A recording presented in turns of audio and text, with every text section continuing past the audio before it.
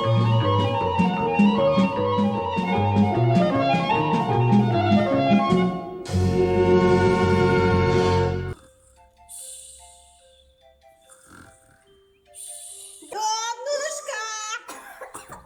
Ты чего тут? Ёма, ты опять без предупреждения. Конечно, а как по-другому? Чего-то мне не спалось в своей избушке. Думаю, приду к тебе в гости.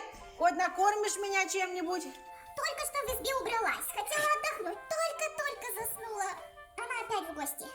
Ой, ну, подружка, не расстраивайся. Давай мы с тобой поме сказки почитаем, а ты потом так сладко спать будешь. Столько хороших снов увидишь.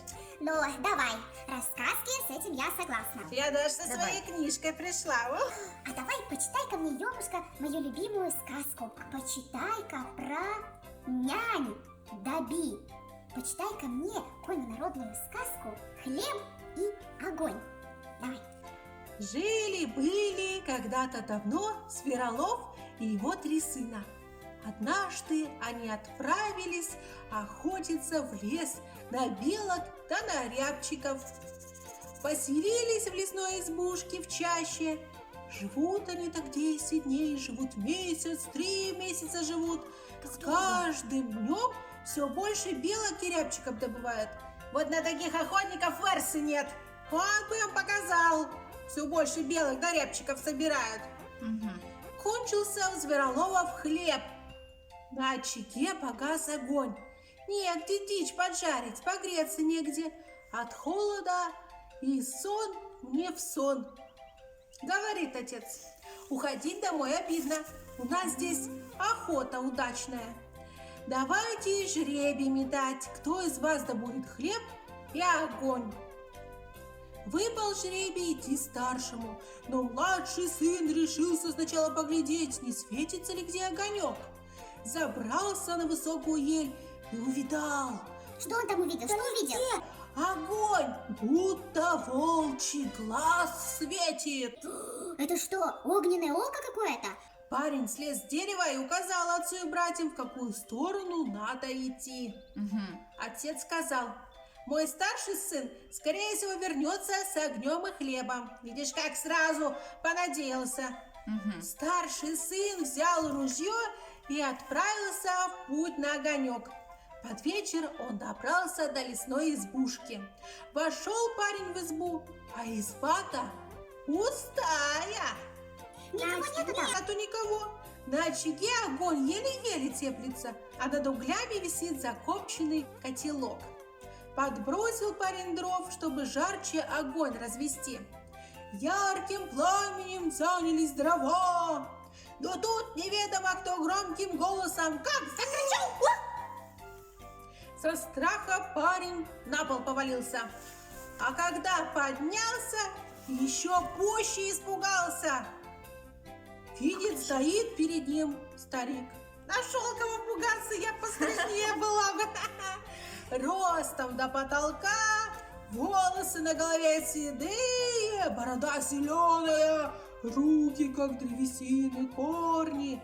Говорит старик Зверолову: садись да рассказывай, кто ты таков, откуда пришел, почему без спроса трогаешь чужой огонь.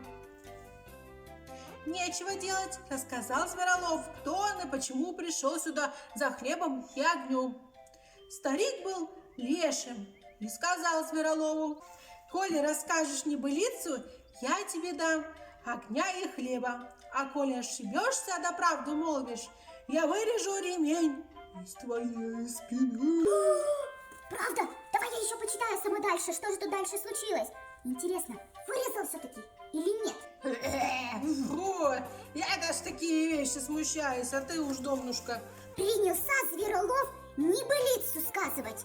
Сказывал, да ошибся. Вместо небывалого рассказал о таком, что на самом деле бывает. Рассердился леший, схватил Зверолова и вырезал из его спины ремень шириной в широкую ладонь. Слушай, я не знала, что версы так буйствуют. Как страшный он твой этот жених! Я с ним поговорю. Ладно, подумаем, Мишу, отпускать тебя к нему на свидание или нет. Еле вырвался Зверолов из цепких рук Лешего. Как вырвался, побежал без оглядки. Явился он к отцу и к братьям, рассказал, что Леший едва его не съел за то, что он хотел тайком взять огонь и хлеб. Жадина какой-то. Скрыл старший брат, как он небылицу не сумел рассказать, и как Леший вырезал у него ремень. Уж очень стыдно было парню, что он так оплошал.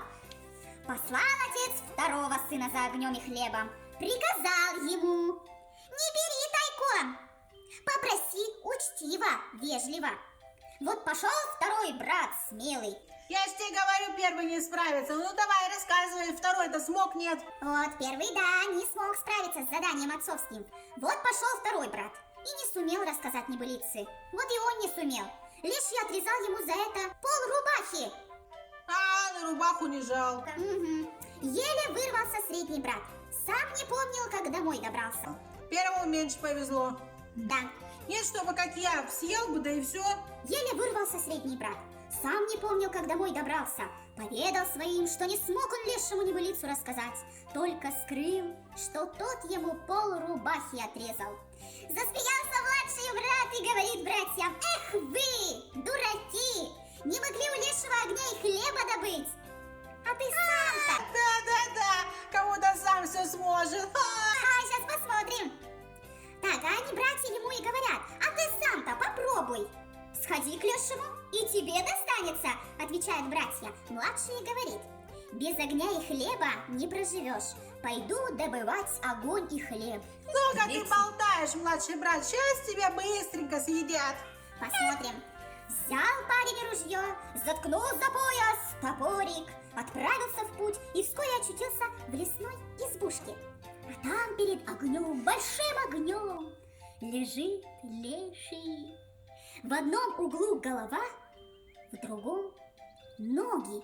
Мия, это что, он как лего? Дупло. Туда-сюда разобрался. Да, наверное, как-то интересный вообще у тебя жених. Когда познакомишь? Смешной он у тебя. А что произошло дальше? Смог ли младший сынок добыть огонь и хлеб? Вы об этом узнаете в следующую субботу. Ой, долго тебе, домнушка, не спать. Да-да, друзья, смотрите на следующую субботу.